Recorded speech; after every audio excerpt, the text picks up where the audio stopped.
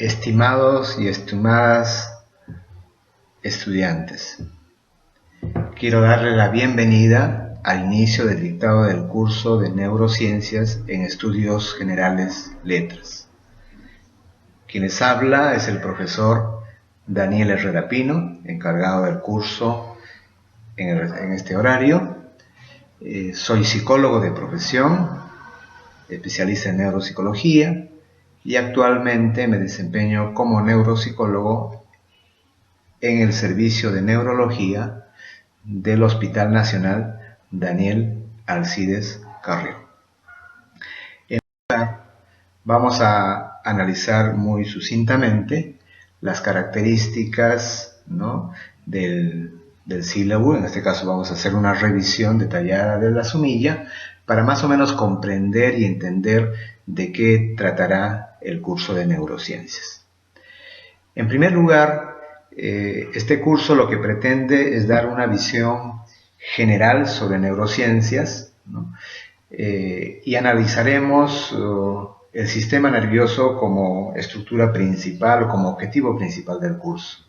Y este análisis del sistema nervioso empieza por detallar aspectos estructurales, ¿no? Los aspectos estructurales. Es decir, nosotros vamos a revisar de manera macroscópica las características principales por el cual está compuesto o conformado el sistema nervioso y con sus diferentes componentes, como es el sistema nervioso central y el sistema nervioso periférico.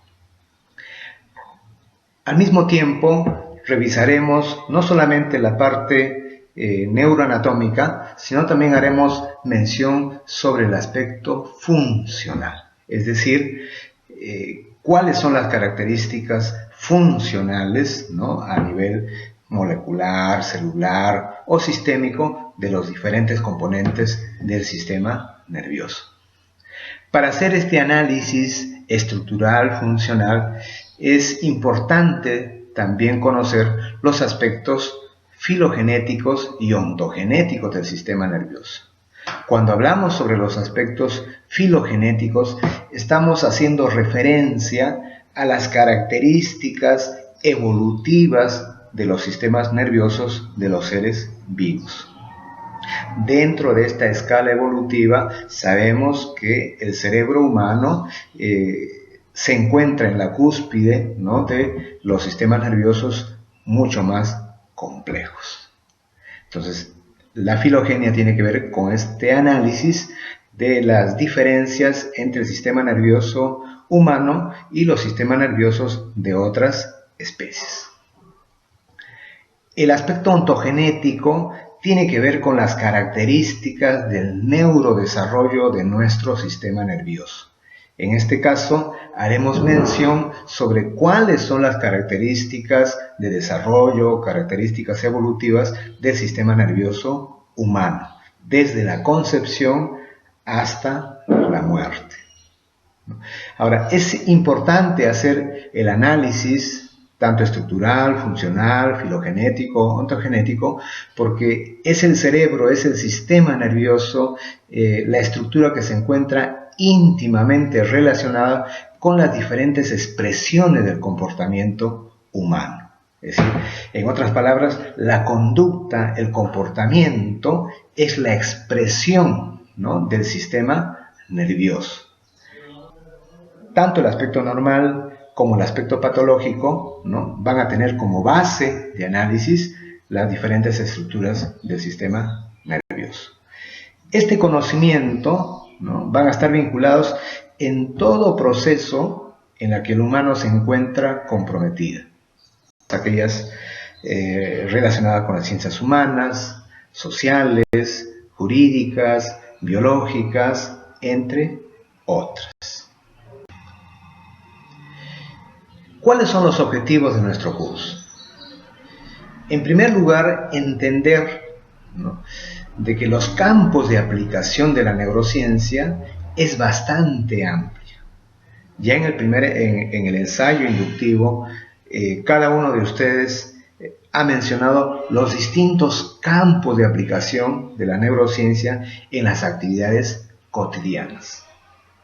Desde los actos conductuales muy elementales, como el estar despierto o el estar dormido, hasta los procesos conductuales muy complejos. Entonces los campos de aplicación son diversos. Lo podemos aplicar en la psicología, podemos aplicarlo en la educación, lo podemos aplicar en el lenguaje, lo podemos aplicar en las relaciones humanas, ¿no? En el derecho. Es decir, los campos de aplicación de las neurociencias se ha diversificado porque el ser humano actúa en cada uno de esos espacios, ¿no? Y la conducta y el comportamiento no es la expresión del hígado, del estómago, ¿no? Sino es la expresión de un sistema nervioso y en especial del cerebro. Entonces la comprensión del sistema nervioso o el entender, ¿no?, cómo está conformado y cómo funciona el sistema nervioso nos va a permitir comprender la conducta humana. Quien les habla como psicólogo clínico y trabajando dentro de un espacio de neuropsicología, ¿no?, vemos justamente las manifestaciones patológicas de un cerebro lesionado. Nosotros, o quienes habla, evalúa y plantea y aplica estrategias de rehabilitación de personas que han tenido un daño cerebral, producto de un traumatismo cráneoencefálico, producto de una enfermedad cerebrovascular, producto de un cuadro infeccioso, producto de cuadros crónicos como la epilepsia o el deterioro cognitivo, ¿no? Siempre la alteración estructural funcional del sistema nervioso se va a manifestar con alteraciones conductuales, con alteraciones cognitivas y con alteraciones socioemocionales. Entonces, esta información que vamos a brindarles en el curso nos va a permitir justamente ver el impacto, como dice en la diapositiva, ¿no?, del cerebro, de las neurociencias, ¿no?, en el desarrollo humano, tanto a nivel individual como a nivel social. ¿Cuáles van a ser las características de evaluación? En esta etapa de coyuntura muy especial, ¿no?, van a haber 3 tipos de evaluación. La evaluación, en primer lugar, va a ser permanente. Dentro de estos procesos evaluativos tendremos en cuenta un primer elemento, que es la evaluación continua. Esta evaluación continua tiene un peso de 40%, ¿no?, de 40%. Y van a existir 3 procesos o 3 evaluaciones puntuales que están determinadas en la 4ª semana, en la 8ª semana y en la 13ª semana, cuyo material de estudio o las características en qué va a consistir esta evaluación se les va a hacer llegar de manera muy oportuna. Otro proceso, aparte de la evaluación continua, que es prácticamente durante todo el ciclo, es el examen parcial. Este examen parcial tiene un peso de 20%.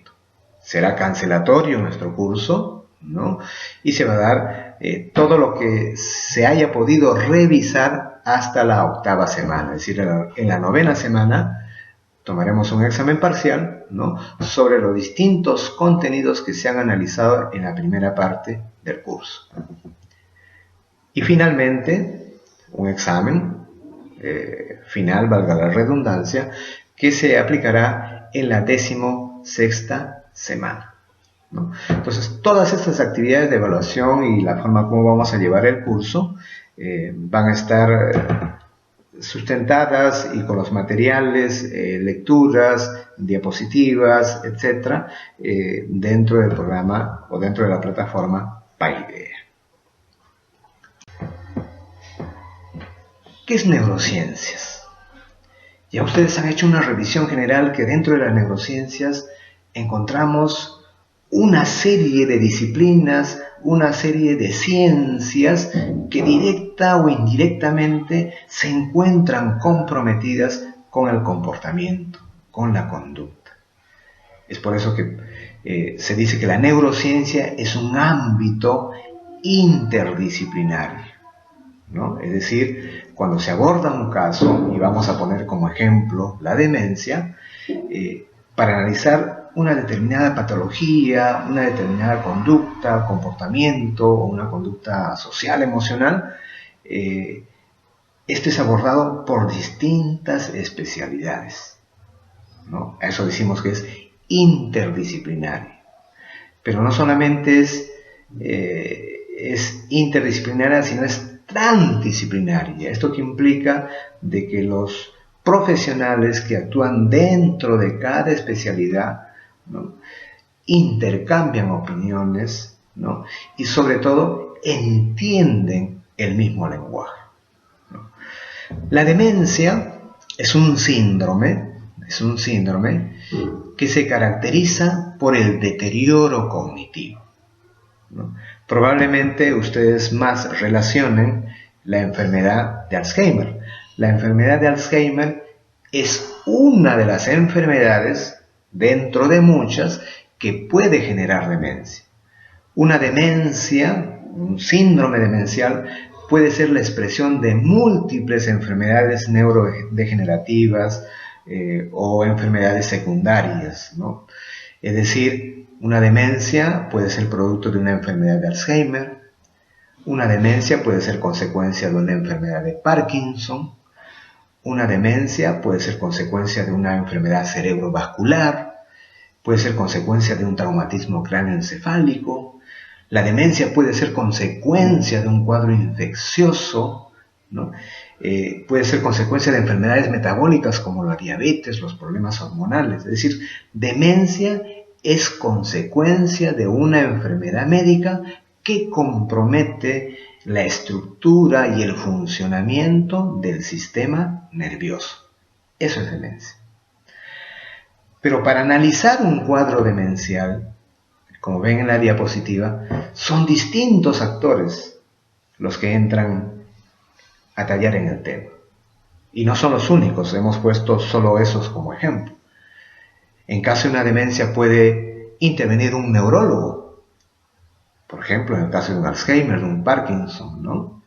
Entonces, el neurólogo interviene para hacer diagnóstico y para hacer intervención farmacológica que permita de repente lentificar el proceso demencial.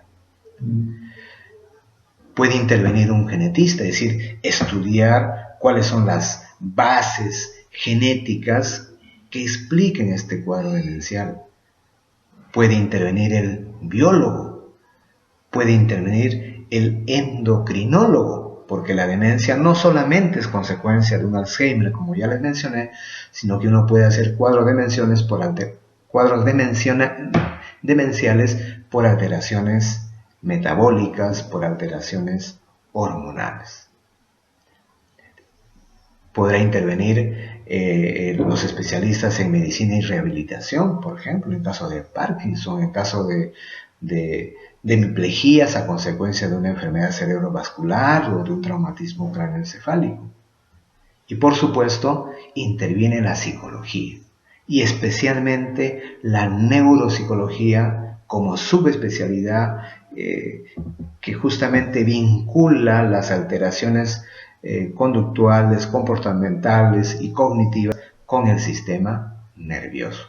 Entonces, por eso decimos que las neurociencias es un ámbito multidisciplinario, interdisciplinario y transdisciplinario.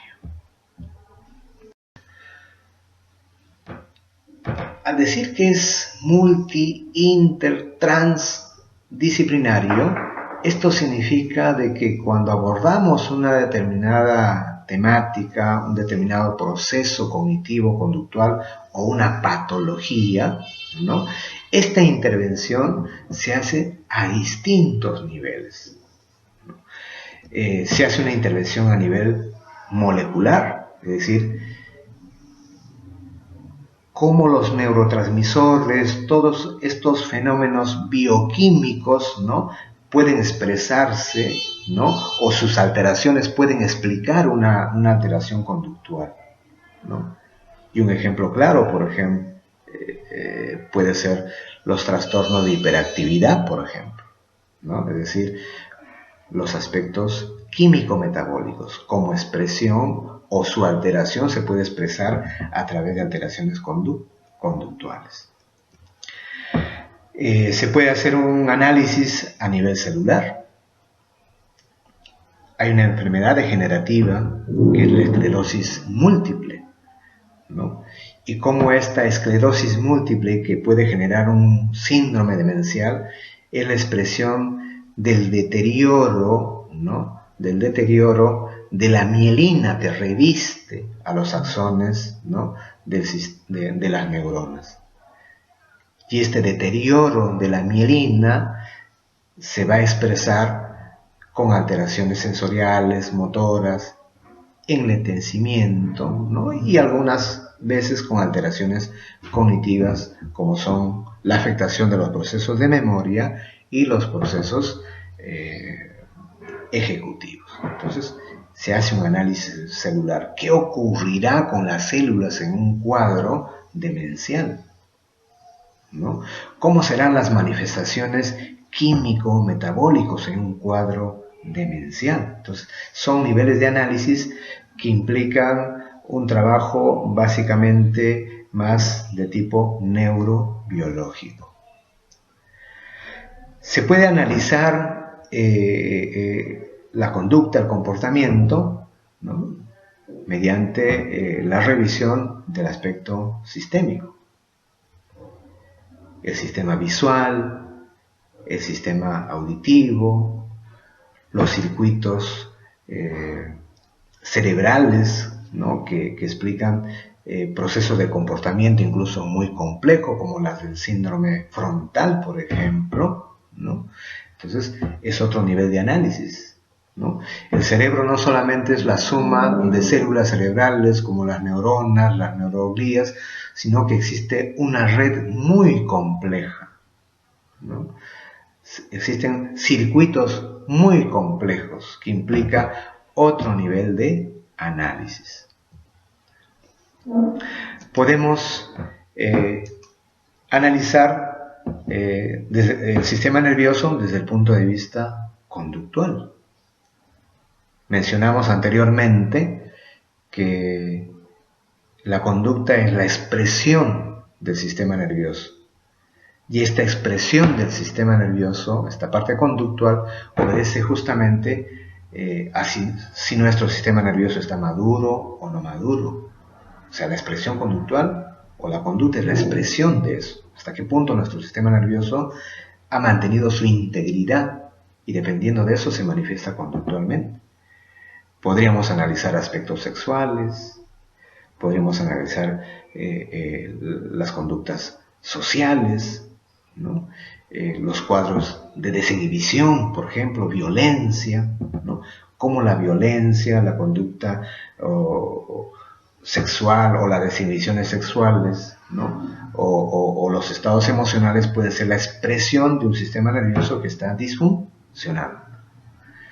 Las alteraciones, recuerden que las alteraciones del sistema nervioso no solamente se van a manifestar con alteraciones físicas o alteraciones conductuales. Muchas veces las alteraciones del sistema nervioso se manifiestan, se expresan a través de alteraciones socioemocionales y de alteraciones conductuales. Que si no tenemos una información básica, general, ¿no?, pueden ser diagnosticados como cuadros puramente conductuales o como cuadros puramente psicógenos. De allí que las neurociencias y en especial la neuropsicología justamente nos va a permitir hacer diagnósticos diferenciales. Otro nivel de análisis es el aspecto cognitivo. Cuando hablamos de los aspectos cognitivos hablamos de la conducta superior, de los llamados procesos mentales superiores. Cómo la alteración del sistema nervioso puede comprometer la memoria, el lenguaje, la percepción, el movimiento intencionado, el razonamiento, la toma de decisiones, que son las funciones ejecutivas. Muchos de ustedes en la parte introductoria del curso mencionaron toma de decisiones, planificación de metas, ¿no? Memoria, aprendizaje. Son procesos cognitivos complejos que tienen una base neurobiológica. Tienen una base estructural y funcional en el sistema nervioso. De allí que las alteraciones, incluso del aprendizaje, ¿no?, tienen que ver justamente con disfunciones de uno u otro hemisferio.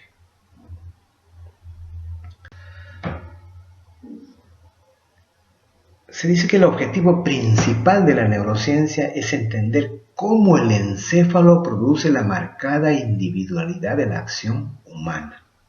Fíjense, una de las características del humano es justamente la individualidad. Esa forma particular de expresar el aspecto conductual, socioemocional, cognitivo, ¿no?, es único. Tiene una base estructural, tiene una base genética, una base hereditaria, ¿no?, y que de alguna manera ha sido influenciada también con el medio ambiente. Entonces lo que la neurociencia hace es explicar esa marcada individualidad. La neurociencia no solamente establece la relación de los aspectos patológicos, sino la neurociencia nos permite entender todos los aspectos normales del comportamiento. Existe una neurociencia básica, una neurociencia cognitiva, como también existe una neurociencia más aplicada, que tiene que ver con el análisis, la explicación de los distintos trastornos del sistema nervioso y cómo éstas se expresan de manera conductual. Entonces la neurociencia aporta explicaciones, como ya hemos revisado, hemos visto, a distinto nivel, ¿no?, en términos de cómo actúa el encéfalo. El encéfalo es la estructura, ¿no?, que tenemos dentro de la cabeza. En significa dentro, céfalo significa cabeza. ¿Qué tenemos dentro de la cabeza? Eso es encéfalo. Y este encéfalo está compuesto por tres estructuras importantes. El cerebro, los hemisferios cerebrales, tenemos dos hemisferios cerebrales, el cerebelo y el tronco encefálico o tallo cerebral. Estas tres estructuras conforman lo que conocemos como encéfalo. Entonces lo que hace la neurociencia es explicar el funcionamiento, ¿no?, del encéfalo. Y este encéfalo tiene como base estructural y funcional a las células nerviosas. Revisaremos más adelante que estas células nerviosas, ¿no?, son justamente las neuronas y las neuroglías. Y cómo estas neuronas y neuroglías, ¿no?, son capaces de producir la conducta, ¿no? Y no solamente la conducta, la cognición es la expresión del funcionamiento del sistema nervioso, sino, como dice aquí al final, y cómo éstas al mismo tiempo están influenciadas por el medio ambiente. Y dentro del medio ambiente, la conducta de otros individuos. El ser humano es un ser social, ¿no? Incluso para desarrollar determinados procesos cognitivos necesitamos necesariamente interactuar con humanos. No podríamos desarrollar determinados procesos si es que no interactuamos con humanos, como en el caso del lenguaje, por ejemplo.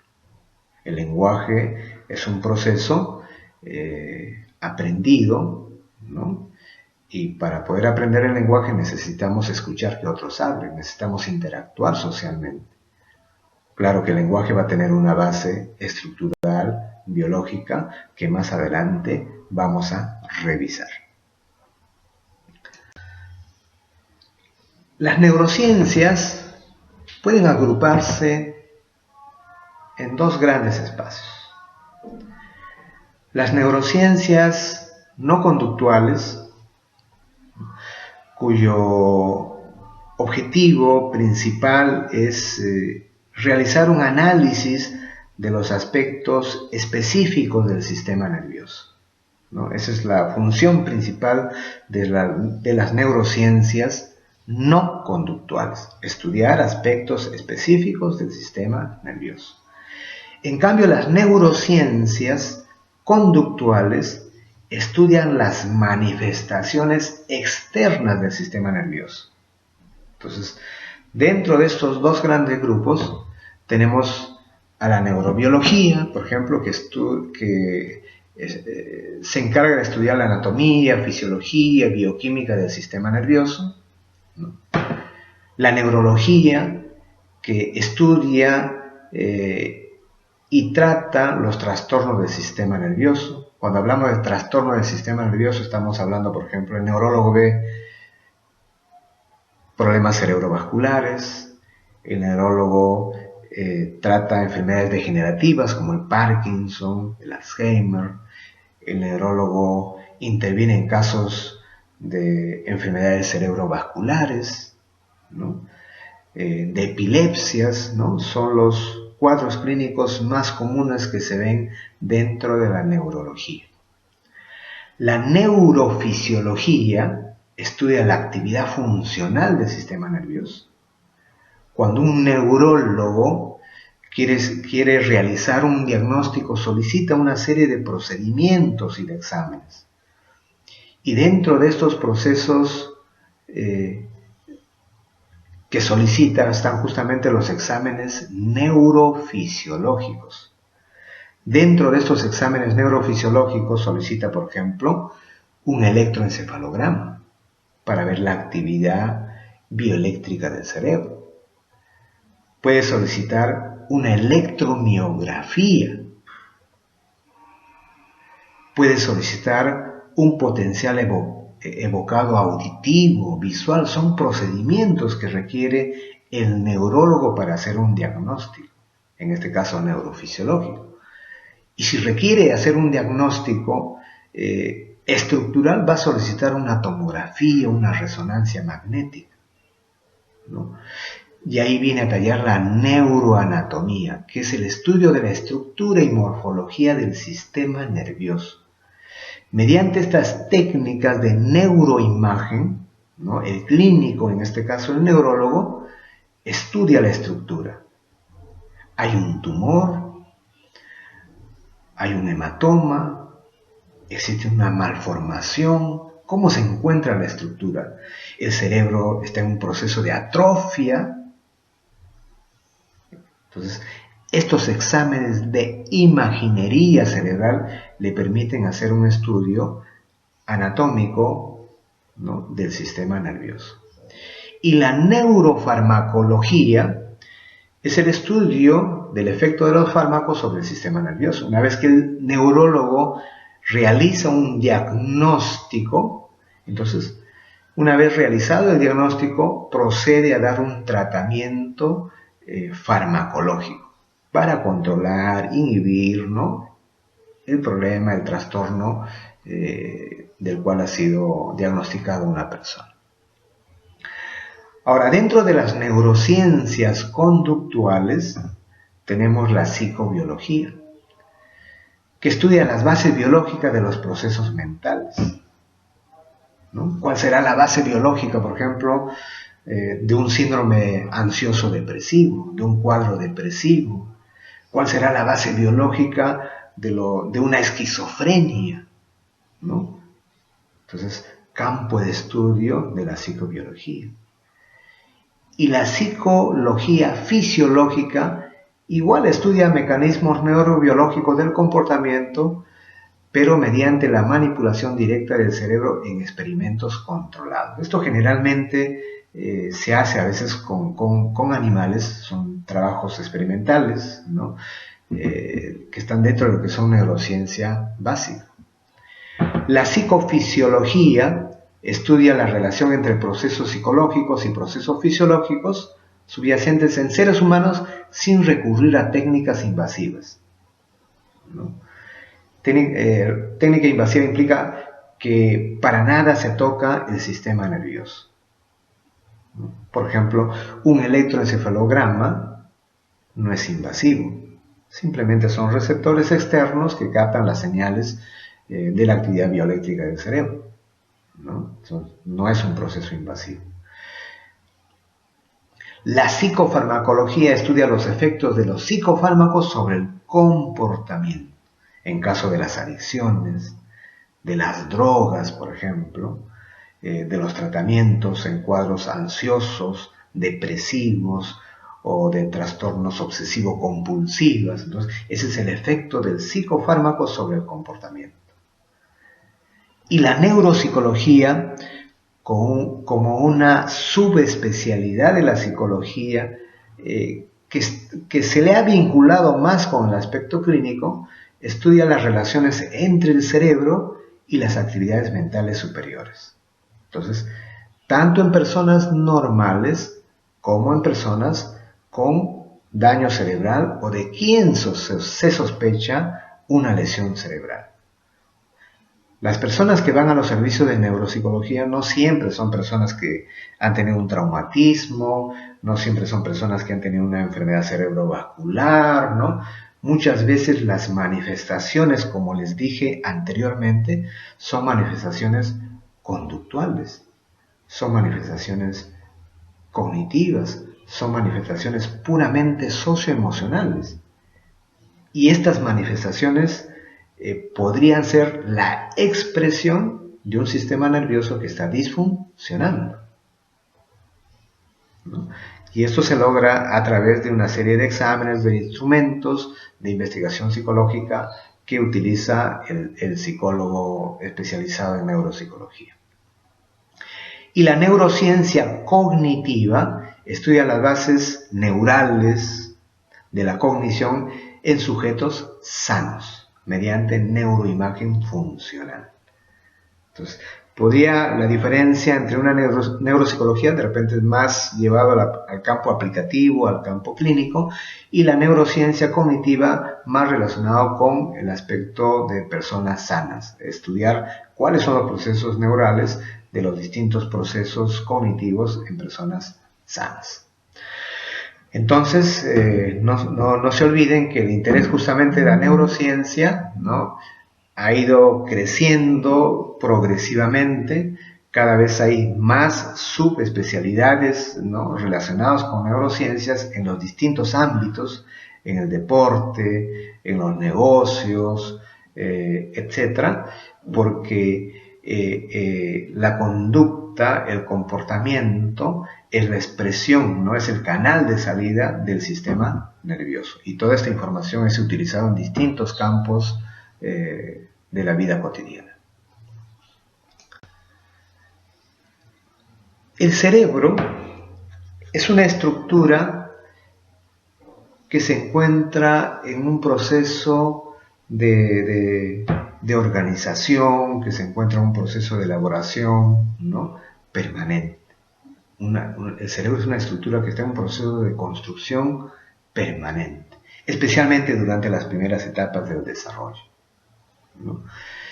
Esta estructura cerebral, es decir, para que se estructure, para que se desarrolle, para que se organice, necesita de dos determinismos básicos. El determinismo biológico, genético por un lado, que es la parte física, es decir, ¿cómo se estructura un sistema nervioso? Tiene que existir una base genética, tiene que existir una base biológica, neurobiológica, que permita hacer que se estructure el cerebro.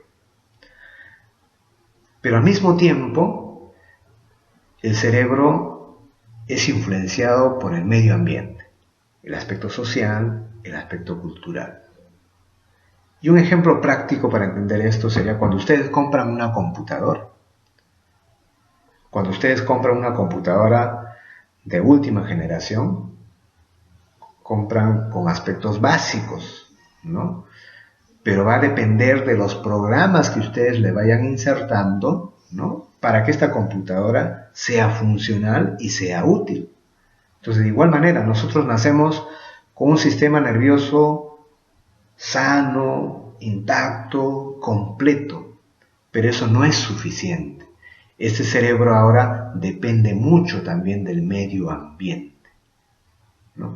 ¿Cuáles son las características del medio ambiente? Es un ambiente con estimulación, es un ambiente inestable, conflictivo, es un ambiente con deprivación social. Entonces, es un ambiente que se estimulan los procesos sensoriales, cognitivos. Es un cerebro que está expuesto a la carencia afectiva. Entonces, fíjese cómo el medio ambiente puede escribir, ¿no? En una estructura. Es decir, la influencia del medio ambiente es importante. Por lo tanto, para desarrollar dominios cognitivos y no cognitivos, necesitamos de estos dos determinismos que menciona Ardila y Mónica Rosselli. El determinismo biológico, físico, genético y el determinismo ambiental, social, cultural. Cuando hacemos referencia a los dominios cognitivos, estamos pensando en los procesos cognitivos: atención, memoria, lenguaje, pensamiento, percepción, movimiento y todo lo que tenga que ver con la conducta superior. Esos son los dominios cognitivos, como la toma de decisiones, por ejemplo. Y dentro de los dominios no cognitivos tenemos los aspectos emocionales, el control emocional. Tenemos el aspecto social, todo lo que tenga que ver con cognición social. Entonces, para que nosotros nos podamos adaptar a un medio ambiente, no solamente requerimos de dominio cognitivo, inteligencia, percepción, lenguaje, necesitamos también haber desarrollado dominios no cognitivos, control emocional, control social. De eso va a depender que podamos ajustarnos a un entorno. Y va cambiando el entorno, ustedes saben, cambia constantemente. Y lo que tiene que hacer el ser humano es adaptarse. Necesitamos de mucha flexibilidad cognitiva y no cognitiva para adaptarnos a un entorno que es cambiante, como la situación en la que nos encontramos ahora. ¿Cuántas personas creen ustedes que pueden haber colapsado frente a esta situación de tensión, de estrés, por ejemplo? ¿Y cuántos sí han tenido herramientas de afrontamiento para superar esta crisis? Entonces, todo depende también de eso, de la flexibilidad cognitiva que tenemos para poder adaptarnos a las situaciones. Estos dominios cognitivos y no cognitivos nos permiten, pues, tener aprendizaje, nos permiten desarrollar una conducta adaptativa frente al entorno. Pero, ¿y qué pasaría si esto se altera? ¿Qué pasaría si hay una alteración en la parte biológica, genética? Eso implicaría una mala estructuración del sistema nervioso. Sistemas nerviosos con alteraciones, con deformaciones, ¿no? O de repente un sistema nervioso sano intacto, pero con deprivación ambiental. Entonces las consecuencias las vamos a ver a la hora que el niño tenga que aprender, a la hora que el niño tiene que adaptarse a determinadas situaciones. Entonces, estas alteraciones biológicas, genéticas o estas carencias ambientales pueden manifestarse mediante alteraciones en los dominios y que pueden ser justamente la expresión de los trastornos del neurodesarrollo. Y aquí podríamos enumerar distintas alteraciones. El trastorno del espectro autista, por ejemplo.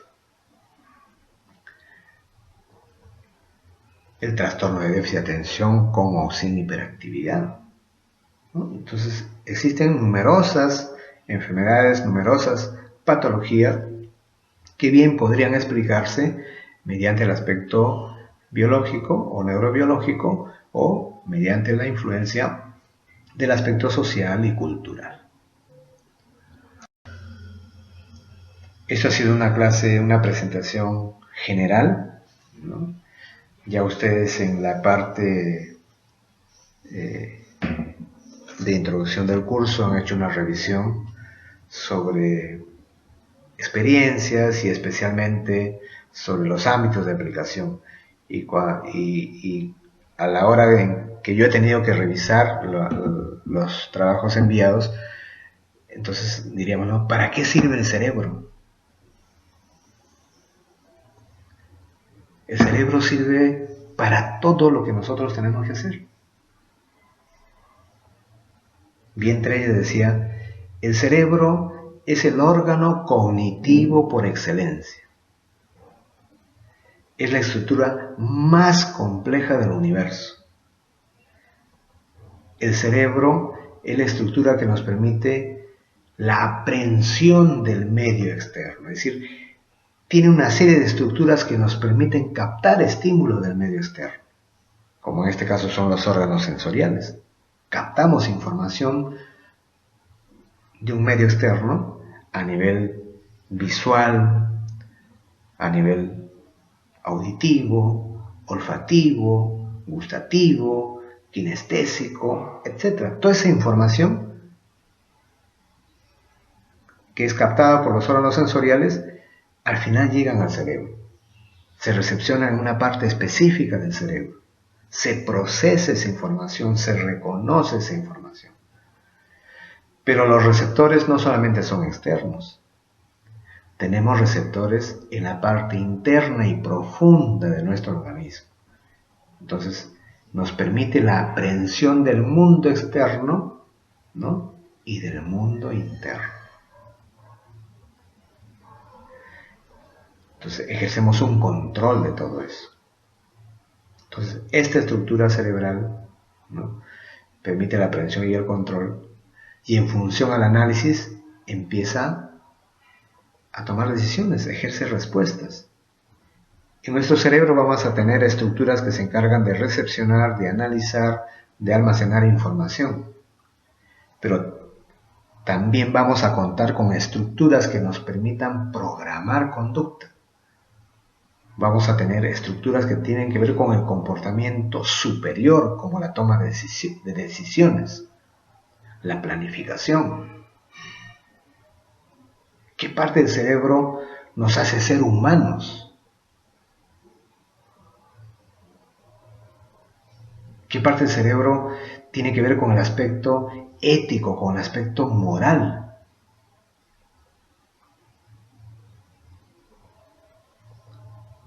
Entonces, son de estos y otros temas los que vamos a analizar durante el presente semestre. Lo que esperamos que esta situación no sea tan extensa, sea breve, para que podamos interactuar de manera mucho más personalizada. Sin embargo, los invito a revisar aspectos todavía generales sobre las neurociencias.